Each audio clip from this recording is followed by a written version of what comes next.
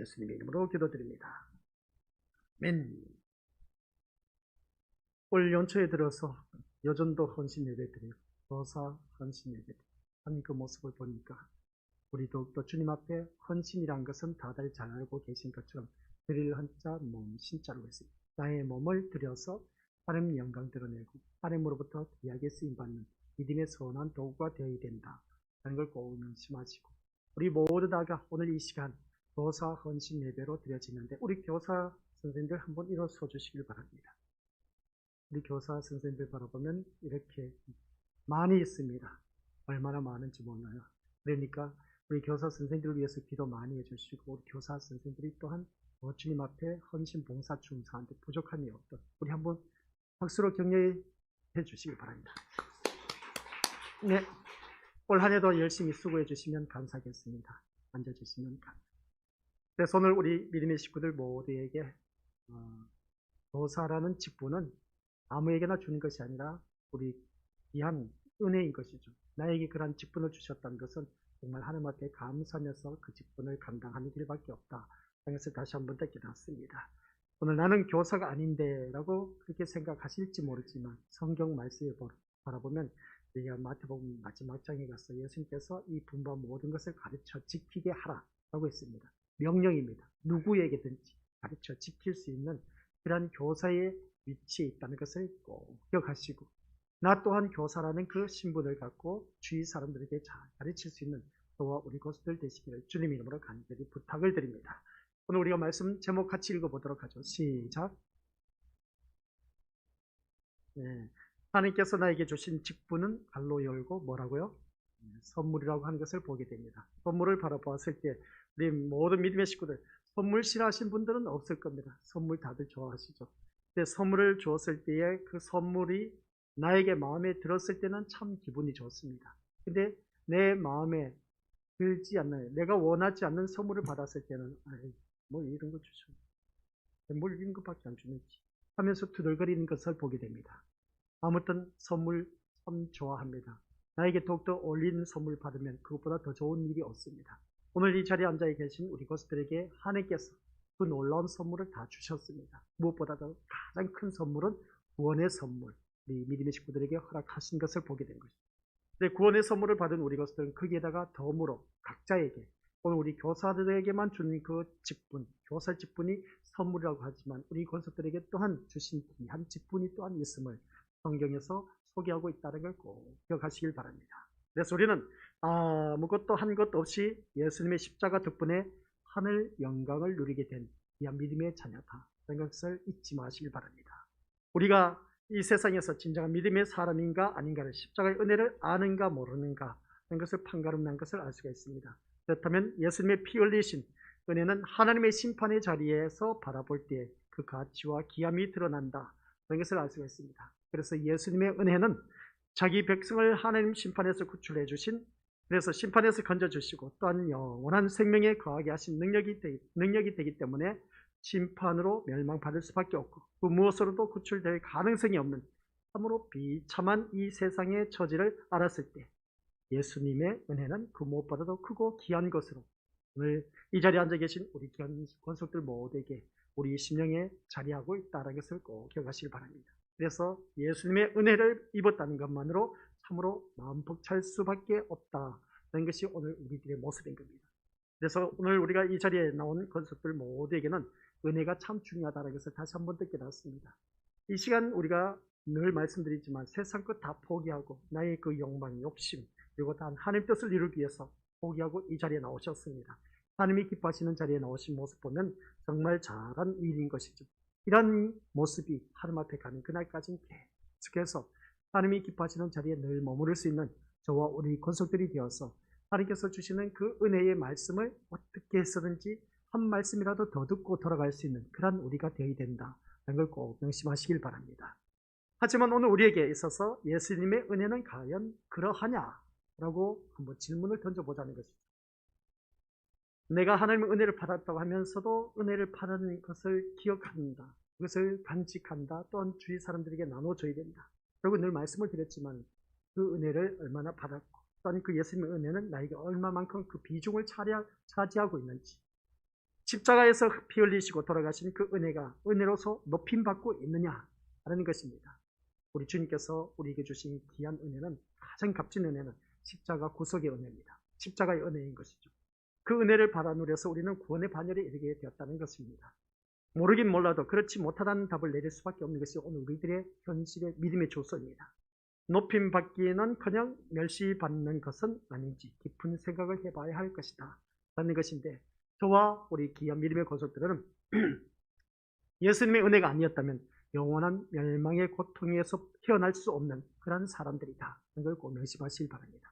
영원한 고통의 멸망에 이르게 된다. 그것은 지옥인 겁니다. 그런데 지옥에 갈 수밖에 없었던 우리를 예수 그리스도의 은혜로 말미암아 구원받아서 오늘 이 자리에 앉아 있다라는 말씀입니다. 그 증거를 우리가 살아가는 이 세상에서 얼마든지 찾아볼 수가 있지 않느냐는 것인데, 여러분 자신이 살아가는 모습이 어떠한지 한번 들여다보자는 겁니다. 나의 모습을 들여다보자. 우리 한번 옆에 있는 믿음의 식구들 보시길 바랍니다. 어떻습니까? 하나님의 자녀다운 모습으로 참 멋지지 않습니까? 이 거룩한 자리에 주님 앞에 나와 앉아 계신 그 모습만 봐도 참 대단하다라는 것을 보게 됩니다. 그러면 오늘 우리 믿음의 모습을 겉모습만 내가 움직여서 내 몸이 이 자리에 나와 앉아 있는 것으로만 우리가 만족하지 말자라는 내용입니다. 질문을 던집니다. 오늘 내 삶의 속에서 오직 그리스도만을 높이고 계십니까? 하나님 백성다운 모습으로 살아간다고 여겨지고 계십니까? 진심으로 천국만을 소망하고 살아가고 계십니까? 라는 질문을 던졌을 때 세상의 것보다는 하늘의 것으로 기뻐하고 감사하며 내가 지금 살아가고 계십니까? 라고 했을 때 이런 물음 앞에서 우리는 얼마나 하늘의 것과 또한 즉 하나님께서 우리에게 베푸신 것에 관심 두고 있느냐 두고 있지 않느냐를 충분히 알 수가 있습니다. 내 심령 속에 오직 예수님을 높이고 있느냐, 하나님 백성다운 모습으로 진짜 살아가고 있을까? 천국에 대한 소망을 내가 살아가고 있을까? 세상 것보다 하늘의 것을 더 기뻐하고 감사하고 있을까? 곰곰이 생각해 보니까 그렇지 않다라는 것이죠. 이처럼 믿음을 말하면서도 믿음에 대해서 엉망인 자신의 본질을 깨달을 때, 그리고 그러한 자신이 그리스도의 은혜가 아니면 구출될 수 없는 멸망의 자식이었음을 깨달았을 때 저는 예수님의 은혜에 대해서 좀 더 가까이 다가설 수가 있다는 것을 알 수가 있습니다. 오늘 우리 것들 하나님을 믿는 자라고 하면서도 예수님의 베푸신 은혜보다 세상을 더 소망하고 좋아한다면 그것은 결코 우리들로서 온전한 모습이라고 말할 수가 없다라는 것입니다. 그런데 우리의 모습을 바라보니까 우리 주님의 은혜 베푼 것보다 세상 것을 더 소망하고 있는 오늘 우리들의 모습은 아닌지, 내가 이 자리에 나와서 앉아 있기는 있지만은 세상 소망을 바라보고 이 자리에 앉아 있지는 아니한지, 내가 이 예배를 드림으로 인해서 하나님께서 세상에서 이런 축복을 주시겠지 하면서 나와 앉아 있고 있는지는 아닌지, 이것을 한번 우리가 냉정하게 들여다보자는 겁니다. 성도로서 온전한 모습을, 또한 좋은 일, 착한 일을 하는 것이 아닙니다.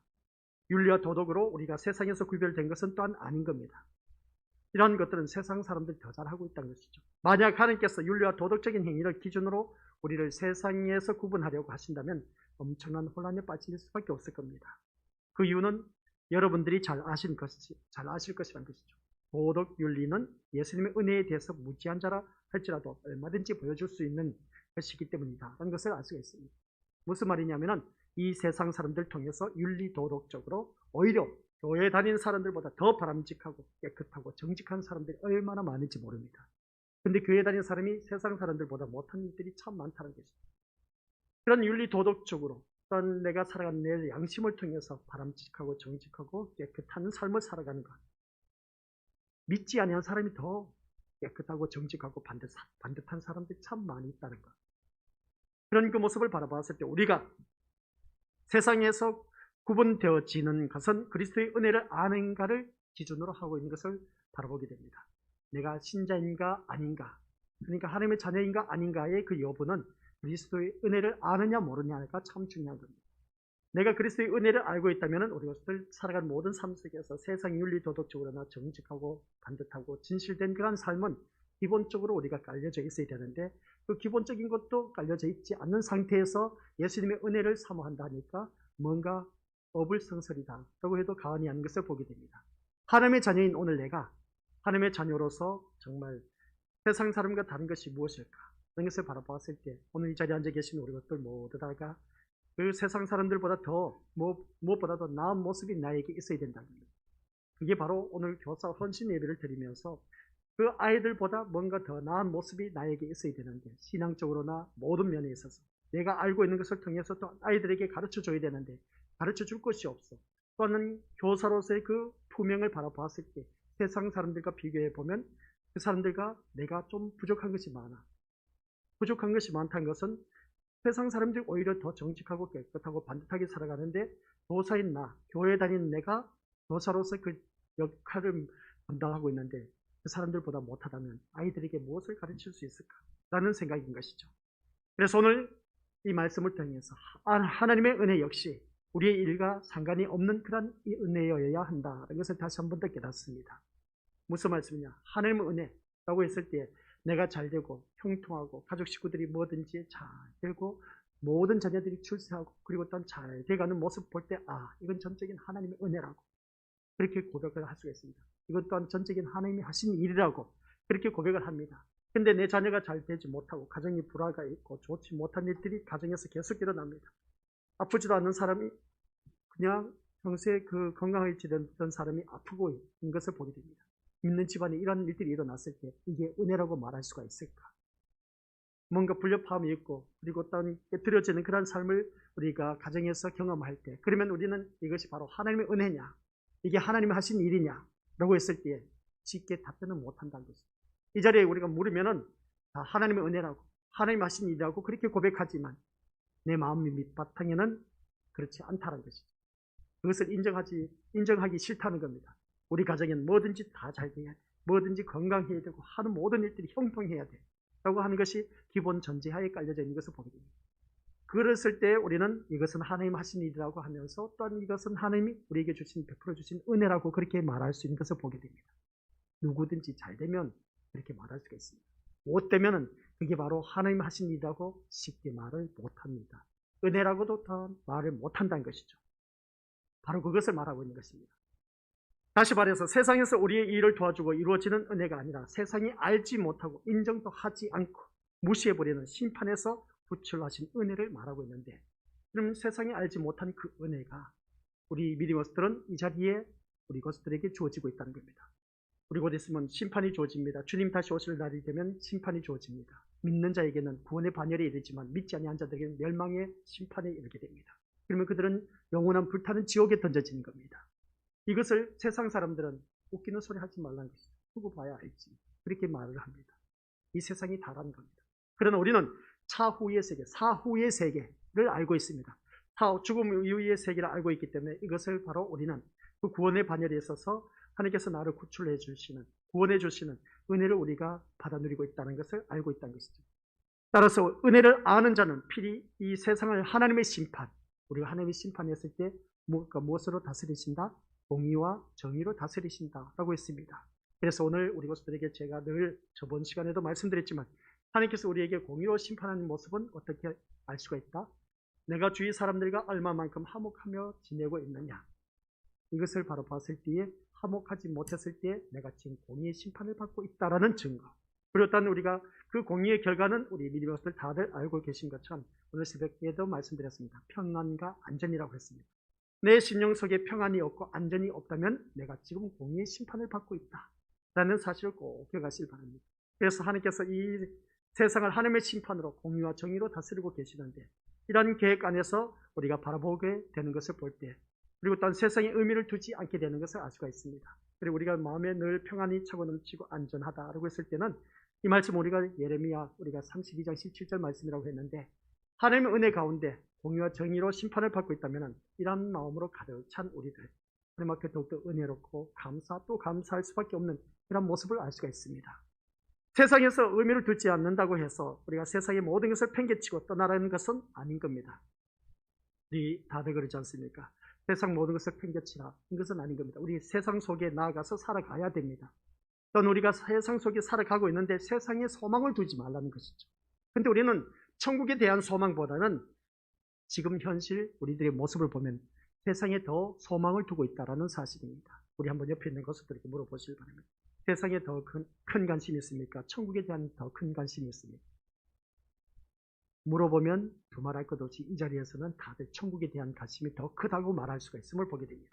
그러나 마음 밑바탕에는 세상에 대한 소망이, 관심이 더 있는 것이지 천국에 대한 소망과 관심은 저 멀리 있는 것을 바라보게 됩니다. 세상이 삶의 목적이 아니라 예수님을 높이고 증거하는 것을 삶의 목적으로 삼고 살아가라는 말씀의 내용입니다. 오늘 교사 헌신 예배를 맞이해서 그런데 이런 모든 것을 잘 아는 우리들의 마음이 항상 세상으로 흘러가는 것을 느끼고 있지는 않느냐라는 말씀입니다. 우리가 교회 안에 나왔을 때, 교회에 나왔을 때는 천국에 대한 소망과 천국에 대한 그 확신을 갖고 천국에 대한 관심을 갖고 말씀을 듣는 것을 보게 됩니다. 그러나 이 예배가 끝나고 나서는 집으로 들어가서 사는 삶의 모습 보면 온통 모든 것이 다 그냥 세상을 향한 나의 모습으로 흘러가고 있다는 것을 알 수가 있습니다.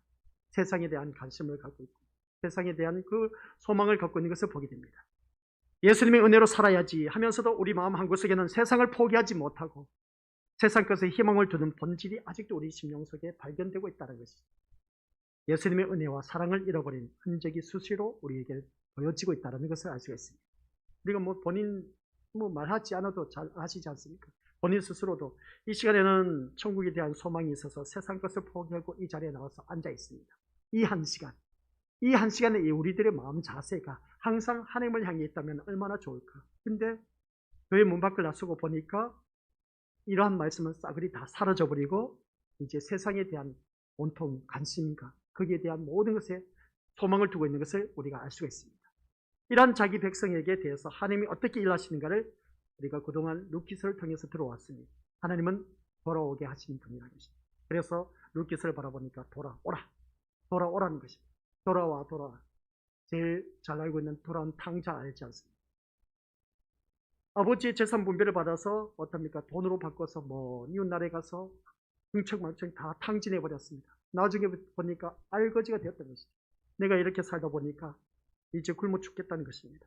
차라리 아버지 밑에 들어가서 종노릇이나 해야겠다. 그러면 굶어 죽지는 않겠지 하는 것이 없죠. 그래서 그 돌아온 탕자 그 모든 것을 이제 다 잃어버리고 이제 돌아오는데 아버지는 저 멀리서 보니까 삼직거리에서 보니까 내 아들이 오고 있는 겁니다. 얼마나 기쁜지 그 돌아온 탕자를 향해서 잔치를 벌린 겁니다. 얼마나 신났는지 돌아오라는 겁니다. 그런 모습을 바라봤을 때, 그러면 룻기서를 바라봤을 때, 이 룻기서를 보면은 그렇습니다. 룻기서 나오미의 남편이 엘리멜렉이었습니다. 그리고 단 두 아들은 기럯과 말론이었습니다. 그런데 모압 지방으로 이사를 갔는데 남편과 두 아들이 다 죽어버렸습니다. 참 안타까운 현실이고 참 서글픈 그런 그 모습 보게 됩니다. 근데 그 나오미 하면 이름이 기쁨이었습니다. 근데 모압 아닌 베들레헴에 그가 다시 돌아와야만 했던 그 모습을 보게 됩니다. 베들레헴은 떡집이었습니다. 하나님의 말씀이 있는 곳이었음을 보게 된 것이죠. 이사를 가지 말아야만 했던 것을 보게 됩니다.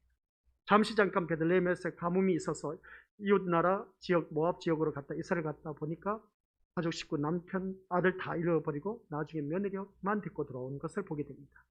결국은 돌아왔습니다. 어디로? 베들레헴 떡집이라는 것, 하나님이 약속된 그 집, 그 약속된 그 땅으로 다시 돌아올 수밖에 없었던 것을 보게 됩니다.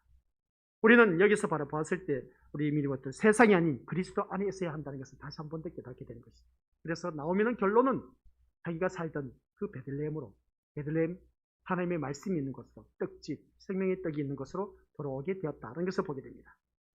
이런 말씀을 바라봤을 때 우리 믿음들 오늘 다시 한 번 더 깨달아야 할 것은 돌아오라고 하는 그 외치는 분이 아니라 우리 것을 돌아올 수밖에 없는 상황으로 하나님께서 환경을 만들어 가고 계십니다.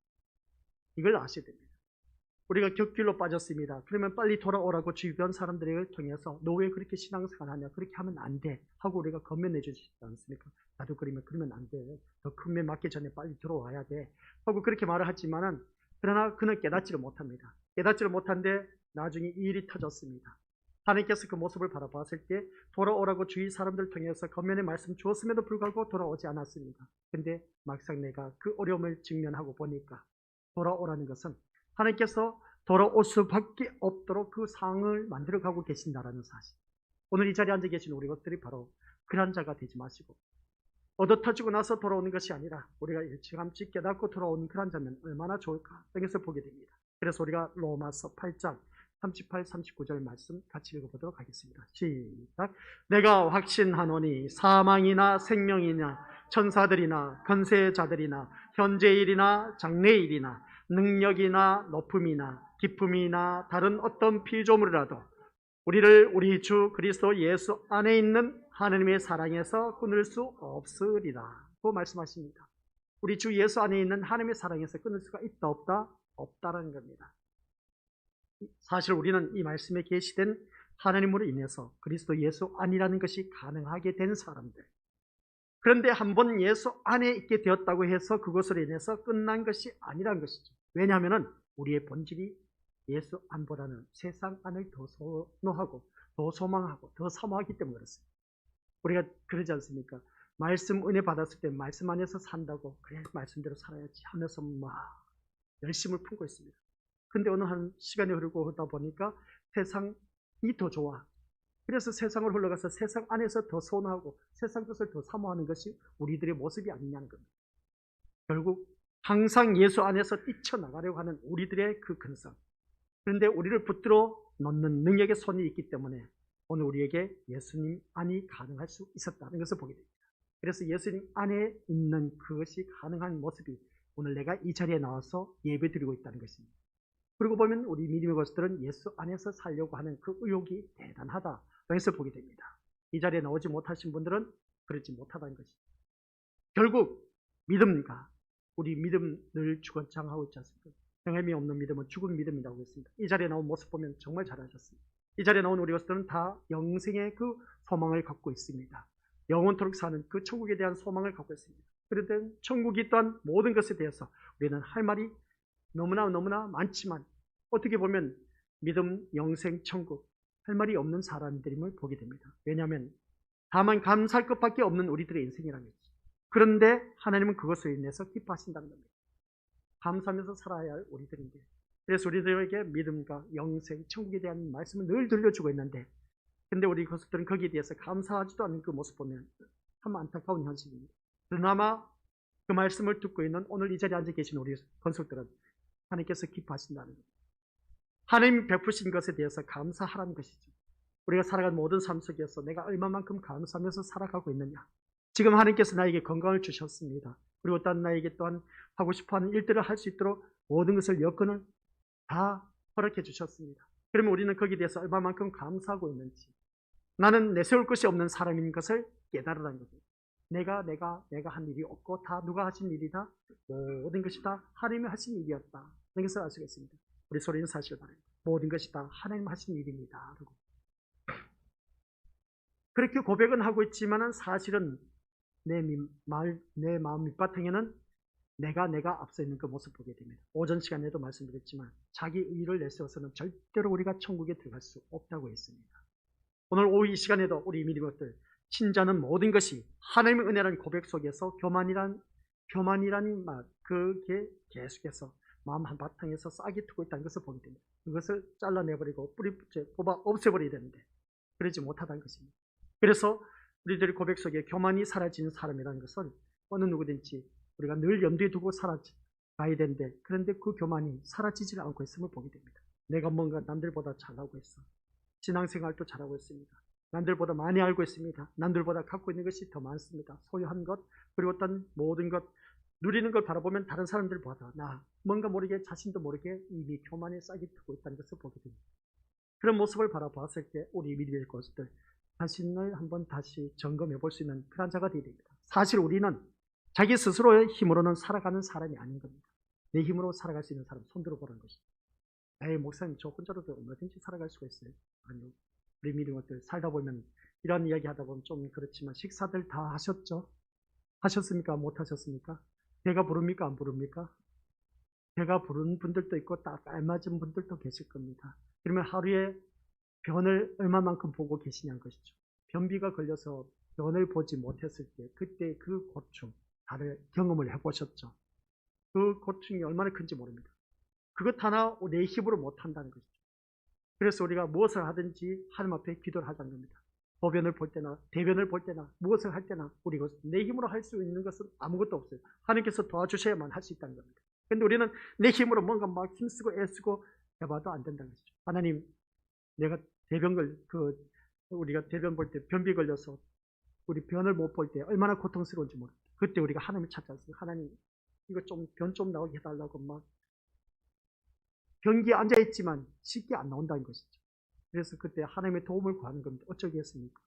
그래도 변을 보고 나면 속이 시원하고 몸이 건강한 것을 회복할 수 있는 것을 보게 되는데 바로 그겁니다. 무엇 하나 내 힘으로 할 수 있는 것은 없습니다. 아침에 일어나는 것 하나님께서 일어나게 하셔야만 일어날 수가 있습니다. 내가 걸을 수 있는 것 하나님께서 허락하셔야만 걸을 수가 있다는 것이죠. 그래서 우리는 무엇이든지 내가 할 수 있다고 생각하실지 모르지만 그러나 생명, 생사화복을 주관하고 계신 분이 우리 하나님이십니다. 하나님께서 그 모든 것을 붙들고 계신다는 것이죠. 그래서 우리는 하나님 베푸신 것을 늘 받고 살아가고 있습니다. 늘 받고 살아가고 있는데 그 감사를 모르고 있다는 것이죠. 우리는 전혀 수고하지도 노력하지도 않았으면서도 그 열매를 거두어 먹고 살아가고 있다는 겁니다. 그래서 은혜라는 말을 하지 않을 수가 없다는 것이죠. 모든 것이 다 하나님 은혜라고 하면서도 불구하고 자꾸만 내 마음속에는 세상을 향해 소망을 갖고 있다는 겁니다. 은혜는 우리에게 생명을 얻게 한 것으로 끝나는 것이 아니라 날마다 생명 되시는 예수님 안에서 살아가게 하신다 라는 사실입니다. 하나님께서 왜 우리에게 은혜를 주신지 압니까? 우리 것들 따라하시기 바랍니다. 은혜는 말씀 안에서 살게 하기 위해서 주셨다는 겁니다. 아시겠습니까? 은혜, 내가 잘되고 형통하고 우리 믿음의 것들 뭔가 이루어지고 하는 것을 바로 봤을 때 그것을 통해서 은혜라고 하는 것이 아니라 은혜는 우리가 어느 누구든지 예수님 안에 살아가게 하기 위해서 은혜를 주신 겁니다. 봐라, 너가 말씀 안에서 사니까 이런 은혜를 주시지 않느냐. 그러니까 너가 말씀 안에서 살아야 되냐, 말씀 밖에서 살아야 되냐. 당연하게 말씀 안에서 살아야 된다고. 예수님 안에서 살아가는 방법을 우리에게 가르쳐주고 있다는 겁니다. 바로 이겁니다. 우리 믿음들 주님의 지상 명령 마태복음 28장 20절 같이 읽어보죠. 시작. 내가 너희에게 분부한 모든 것을 가르쳐 지키게 하라. 볼지어다 내가 세상 끝날까지 너희와 항상 함께 있으리라 하십니다. 이 말씀을 보니까 노란 것이 너희에게 분부한 모든 것을 가르쳐 지키게 하라 이 말씀이었습니다. 이제 말씀의 결론입니다. 우리가 살아가는 모든 삶 속에서 오늘 교사 헌신 예배를 드리는 데 있어서 목사님 나 연로한 나인데 늙어서 내가 뭘 교사라고 말할 수 있습니까? 이렇게 생각하시는 분들 있을 겁니다. 성경 말씀을 보니까 내가 너희에게 분부한 모든 것을 가르쳐 지키게 하라고 했습니다. 교사들만 주어진 것이 아니라 이 자리에 앉아 계신 우리 모든 심령들을 향해서 하신 말씀입니다. 내가 누군가에 가르칠 수 있다는 것은 하나님의 은혜인 것입니다. 우리 믿는 것들. 그 은혜를 나누면서 살아가야 된다는 것이죠. 지금까지 받아 누려왔던 모든 은혜 이루 말할 수 없지 않습니까? 우리는 또한 하나님께서 은혜와 함께 뭘 주신지 아십니까? 선물도 주셨다고 합니다. 그 선물을 우리가 받아 누리고 있다는 것이죠. 그 선물을 우리 로마서 12장 6절에서 8절까지 소개하고 있음을 보게 됩니다. 같이 읽어보도록 하죠. 시작. 우리는 하나님께서 우리에게 주신 은혜에 따라 저마다 다른 선물을 받았습니다. 예를 들어 그것이 예언의 선물이라면 믿음의 분량대로 그 선물을 사용하십시오. 봉사하는 선물이면 봉사하는 일로, 가르치는 선물이면 가르치는 일로, 격려하는 선물이면 격려하는 일로, 남을 구제하는 선물이면 너그럽게 나누는 일로, 지도하는 선물이면 열성을 다해 자선을 베푸는 것이면 기쁨으로 그 선물을 사용하십시오. 여기서는 쉬운 성경에 나온 번역해 놓은 겁니다. 우리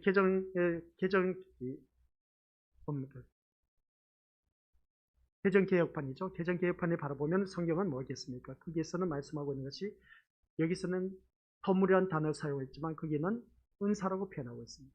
각자에게 은사를 주어졌다는 것입니다. 그 은사가 선물인 겁니다. 오늘 이 자리에 앉아 계신 우리 것들에게 선물을 주셨습니다. 그 선물이 뭐겠습니까? 예언을 들어서 예언의 선물이면 믿음의 분량대로 그 선물을 사용하라. 예언의 선물, 봉사하는 선물, 가르치는 선물, 격려하는 선물, 그리고 어떤 지도하는 선물, 자선을 베푸는 것으로 기뻐하는 그 선물. 이러한 선물을 우리 믿음의 식구들에게 다 주셨습니다. 이것을 가지고 우리 주님께서 하신 말씀, 너희에게 분부한 모든 것을 가르쳐 지키게 하라. 나에게도 무엇이든지 이 선물을 다 받았습니다. 예언의 선물이라는 것은 다른 것 없습니다. 맡을 내, 그리고 말씀을 맡은 자의 선물입니다. 그리고 봉사하는 선물, 누구든지 내가 살아 움직이면 누구든지 봉사할 수가 있습니다. 이것을 내가 봉사할 수 없다 하실 분이 어디 있겠습니까? 내가 살아 움직이기만 한다면 입만 살아 있어도 우리가 봉사할 수가 있습니다. 봉사의 선물을 우리에게 주셨습니다. 또한 우리가 격려하는 선물. 아야 그렇게 살면 안 된다. 얼마든지 옆에 사람 좋은 말로 우리가 격려할 수 있습니다. 이게 바로 격려하는 선물. 우리에게 주신 귀한 선물입니다. 이것을 가지고 주위 사람들에게 그것을 활용하라는 것이죠. 군부와 그 모든 것을 가르쳐 지키게 하라고 했습니다. 지도하는 선물, 우리 것들 누구든지 앞에서 이끄는 지도자 누구든지 할 수가 있음을 보게 됩니다. 그러나 오늘 이 자리에 앉아 계신 우리 것들은 모두 다가 지도자입니다. 무슨 지도자냐? 영적 지도자라는 것이죠. 내가 이미 예수님을 믿어서 천국 가게 된 백성이 되었습니다. 그러면 영적 지도자, 알지 못하는, 그러니까 기업이 끊어진 자, 우리 루키스를 다루면서 세상 사람들입니다. 기업이 끊어진 자를 기업을 있게 할 수 있는 그 능력을 우리가 갖고 있습니다. 그것을 우리가 해야 된다는 것이죠. 그래서 그 지도자가 하는 선물, 또한 자선을 베푸는 것, 우리가 얼마든지 할 수가 있습니다. 이것을 통해서 우리 것을 분부하여 가르칠 수가 있습니다. 누구든지 교사가 될 수 있는, 가르칠 수 있는 그런 역량을 하나님께서 오늘 우리에게 주셨다라는 말씀입니다. 오늘 교사 헌신 예배를 통해서 우리 모두가 교사가 되어서 가르쳐야 합니다. 교사로 해서 우리 아까 일어서서 인사를 하셨는데 그 우리 신림교회 교사만이 교사가 아니라 전 교인이 다 교사라는 것이죠. 그러면 그렇습니다. 아유 목사님, 나는 배운 것이 없는데, 나는 까막눈이 부족하고 아는 게 없다, 배운 게 있어야 가르치지 않냐고 그렇게 말한 것을 보게 되는데, 앞에 성경 말씀 보세요. 예언의 선물, 봉사, 가르치며 격려, 그리고 또한 자선을 베푸는 것, 지도하는 것, 누구든지 다 할 수가 있어요. 이러한 역량을 갖추고 있는 우리 믿음의 식구들이 바로 교사가 될 수가 있어요. 할 수가 있다는 것이죠. 그래서 각자에게 이 은혜를 받은 자에게 각자에게 선물을 다 주셨습니다. 그 선물을 통해서 예수님 말씀하신 것처럼 모든 것을 가르쳐 지키게 할 수 있는 그런 우리가 되어야 된다라는 말씀입니다. 그래서 주위에 만나는 사람들마다 우리는 가르쳐야 할 사명이 있다는 것이죠. 그 사명을 감당하지 못하면 직무유기가 되는 것이고, 또 그러면 충성하지 못한 것에 대한 대가가 있기 마련입니다. 맡은 자에게 구할 것은 충성뿐이라고 주님께서 또 말씀을 하셨습니다. 그 말씀을 우리가 누가복음 12장 42절부터 48절 말씀인데 같이 읽어보도록 하겠습니다. 시작. 누가 신실하고 지혜로운 종이겠느냐? 주인이 그 종에게 다른 종들을 맡기면 제때에 양식을 나누어 줄 일꾼이 있겠느냐? 주인이 돌아와서 볼 때에 맡겨진 일을 하고 있는 종은 복이 있다. 내가 진정으로 너희에게 말한다. 주인이 자신의 모든 재산을 그에게 맡길 것이다. 그러나 만일 종이 속으로 주인이 돌아오려면 멀었다고 생각하고 남녀 종들을 때리고 먹고 마시며 술에 취해 있다면 미처 생각지도 않고 알지도 못한 때에 그 주인이 돌아와 그를 몹시 때리고 믿음이 없는 자들이 있는 곳으로 보낼 것이다. 주인의 뜻을 알고도 그 뜻에 따라 준비하지도 행하지도 않는 종은 많이 맞을 것이다. 그러나 알지 못하고 매맞을 짓을 한 사람은 적게 맞을 것이다. 많이 받은 사람에게는 많은 책임이 요구되고 많은 것이 맡겨진 사람에게는 많은 것이 요청된다. 이 말씀을 바라보았을 때 우리 믿음들 참 무서운 말씀이 있는 것을 보게 됩니다. 그 무서운 말씀이 중간에 보면 미처 생각지도 않는 때에 알지도 못한 때에 그 주인이 돌아와 그를 몹시 때리고 믿음이 없는 자들이 있는 곳으로 보낼 것이다. 믿음이 없는 자들로 있는 곳으로 보낸다. 믿음이 없는 자들이 갈 곳이 어디입니까? 지옥입니다. 믿음이 없는 자. 믿음이 없는 자들을 있는 곳으로 그곳으로 내가 보낼 것이다. 라는 것입니다. 우리 주님께서. 이 말씀을 바라보니까 믿음이 없는 곳이, 믿음이 없는 자들이 가는 곳이 바로 지옥이라는 것을 볼 때 우리가 그곳에 가서 떨어지면 되겠냐는 것이죠. 그래서 오늘 이 자리에 앉아 계신 우리 것들 기억하시길 바랍니다. 마지막에 보니까 많은 것이 맡겨진 사람에게 많은 것이 요청된다. 그랬을 때 우리 받은 은사가 많지 않습니까? 그것을 통해서 최선을 다해서 주위 사람들에게 나눠줘야 됩니다. 위에서 말했던 것처럼 은사가 뭐가 있습니까? 받은 선물이 있습니다. 가르치는 것, 위로하는 것, 격려하는 것, 자선 베푸는 것, 이 모든 것 마음껏 우리가 할 수가 있습니다. 내가 살아 움직일 수만 있다면. 근데 그런 것 하나도 하지도 않고 있어. 하나님께서 그런 선물을 주셨는데 그게 은사입니다. 근데 그것도 하지도 않고 있어요. 그러면 어떻게 되겠습니까? 여기서 말씀을 보니까 그렇습니다. 믿음이 없는 곳으로, 믿음이 없는 자들이 가는 곳으로 하나님께서 뭡니까? 그것으로 보낼 것이다. 지옥으로 보내버린다. 자신에게 주어진 선물을 활용하지 못한 사람들, 그것으로 믿음이 없는 자들이 있는 곳으로 지옥으로 보낸다 하니까 우리 것들 그곳으로 가고 싶겠느냐는 것이죠. 분명히 말씀하셨습니다. 우리 주님께서 많이 받은 사람에게는 많은 책임이 요구된다고 했습니다. 많은 것이 맡겨지는 사람에게는 많은 것이 요청된다고 했습니다. 내가 받은 은사를 가지고 있는 것으로 가르쳐야 한다는 것이죠. 내가 받은 은사, 선물이 뭡니까? 누구든지 다들 있다고 했지 않습니까? 아까 위에서 말씀한 것처럼 우리 믿음의 식구들에게 주신 것, 봉사하는 것, 가르치는 것, 예언의 말씀, 격려하는 것, 구제하는 것, 지도하는 것, 자선을 베푸는 것, 누구든지 다 할 수가 있습니다. 아유, 목사님, 나는 그런 거 받은 거 없는데요? 아니요, 이미 다 받았습니다. 다 받아 누리고 있는데 그것을 활용을 하지 않고 있다는 것이죠. 그러면 우리가 주님께서 하신 말씀이 뭐라고요? 믿음이 없는 자의 것으로 밀어 넣어버린다. 믿음이 없는 자의 곳은 지옥입니다. 그것으로도 하나님께서 밀어 넣어버린다. 참 무서운 말씀입니다.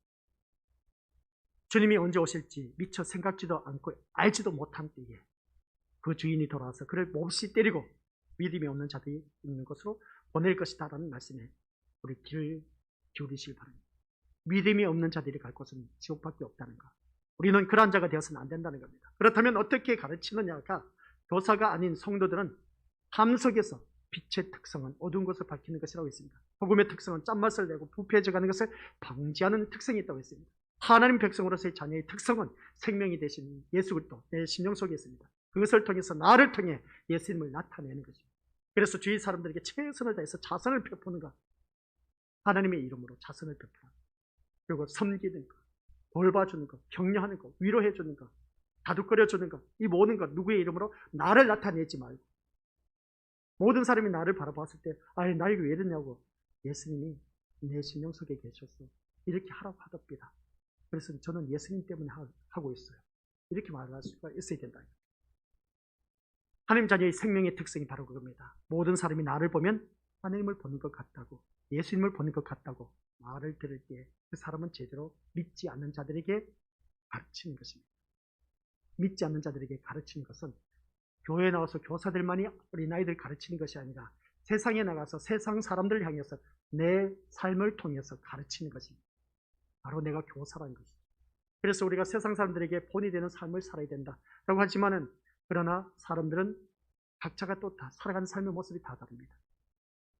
그래서 오늘 이 자리에 앉아 계시는 것들 이제 교사 헌신 예배를 통해서 말씀하고 있습니다. 교회에서 교사의 직분을 맡았다는 것은 보통 일이 아니란 겁니다. 교회에서 교사의 직분을 맡았다는 겁니다. 그래서 우리 교사들 정말 이 시간 이제 정신 차리시길 바랍니다. 내가 누구냐? 누굽니까? 교사라는 것이죠. 교사의 직분을 맡았다는 것은 보통 일이 아닙니다. 오늘 이 자리에 앉아 계신 우리 모든 심령들입니다. 그 중에서도 우리 어린 영혼들을 가르치고 있는 교사 선생님들, 하나님께서 한 영혼을 양육하도록 나에게 맡겼다는 겁니다. 우리 교사 선생님들. 그렇다면 맡겨진 그 양떼를 어떻게 양육해야 하겠냐는 것이죠. 귀한 생명을 잘 가르치고 양육해서 세상에서 빛과 소금의 역할을 감당하게 해야 되지 않느냐는 것이죠. 그러면 우리 것을 더 쉬운 예로 말씀드리겠습니다. 내 자녀를 키우고 있습니다. 그러면 자녀를 키우면 내 자녀가 자라다 보니까 그 유치원을 보낸다, 어린이집을 보낸다, 학원을 보낸다, 아무 데다 보내는 부모가 있습니까? 없습니까? 그 자녀를 학원에 보낼 때는 그 학원에 대해서 알아보고 조사를 하고 소문을 듣고 그 학원 좋다더라, 뭐가 좋다더라, 어느 어린이집이 좋더라, 유치원이 좋다더라. 이미 자녀를 본 부모는 그것을 다 조사하고 있다는 겁니다. 아무 데나 보내지 않는다는 것이죠. 그러면 이 말씀을 우리 미리 오늘 교회 안에서 받아들이자는 겁니다. 오늘 나는 누구다? 교사라는 겁니다. 요즘 아이들은 세상의 밥이 되게 해서는 안 된다는 것이죠. 세상에 어디를 내어놔도 세상 것에 얽매여서 종노릇하게 해서는 안 되도록 아이들을 잘 가르치고 양육해야 된다는 겁니다.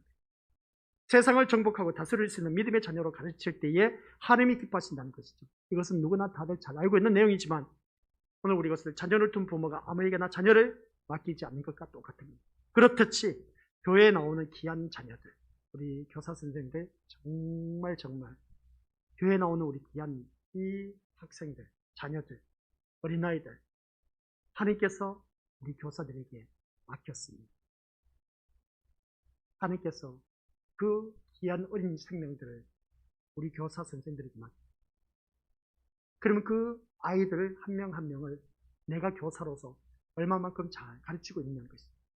우리 신림교회 교사들에게 맡겼는데 그 아이가 자라나면서 믿음 안에서 잘 자라고 또한 어떤 에게 잘 양육되고 세상에 어디를 내놔도 세상 밥이 되지 않도록 세상의 종로로 타지 않도록 세상을 다스릴 수 있는 믿음으로 양육한다면 그 교사는 얼마나 하나님께서 기뻐하시냐. 내가 갖고 있는 모든 그 선물을 가지고 최선을 다해서 그 아이를 가르쳐야 된다. 내 자녀가, 육신의 그 자녀가 좋은 학원 보내서 좋은 성적을 거둬들일 때는 그 학원 진짜 믿을만해. 그 선생 믿을만해. 그 소문을 듣고 보냈습니다. 아니나 다를까 내 자녀가 잘하고 있어요. 그러면 얼마나 기뻐할지 모릅니다.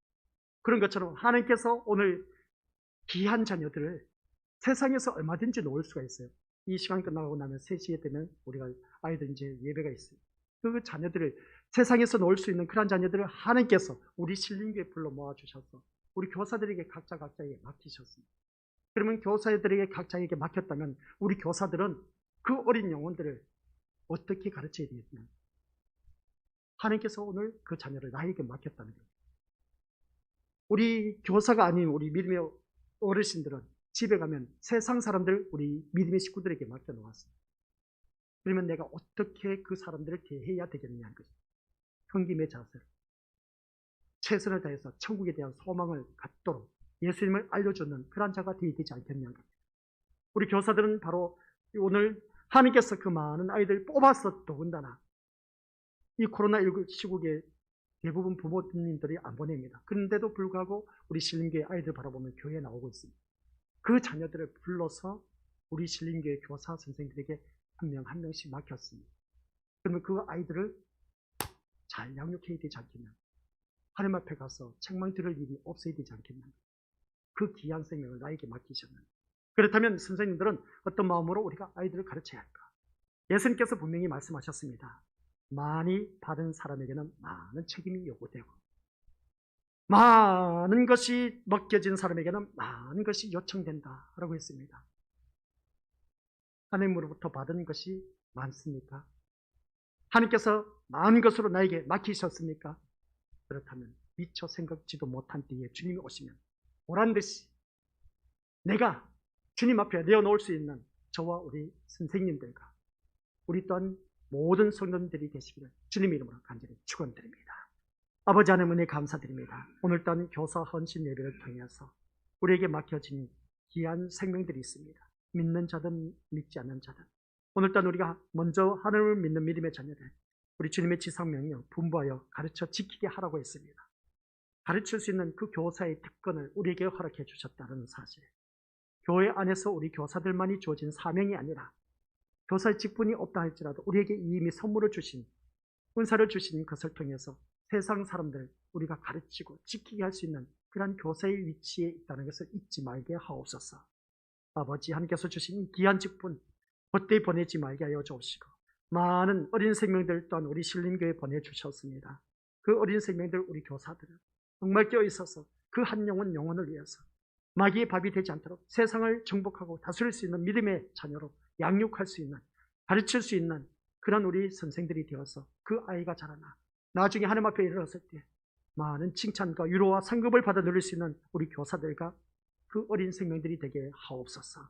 이 교사 헌신 예배를 헛되이 보내지 말게 하옵시고 이 예배를 통해서 다시 한 번 더 우리 주위 모든 아이들 잘 가르치는 데 있어서 또 모든 무생명들을 가르치는 데 있어서 부족함이 없는 우리 모든 믿음의 심령들이 교사가 되도록 지혜를 더하여 주옵소서. 예수님 이름으로 기도드립니다. 아멘.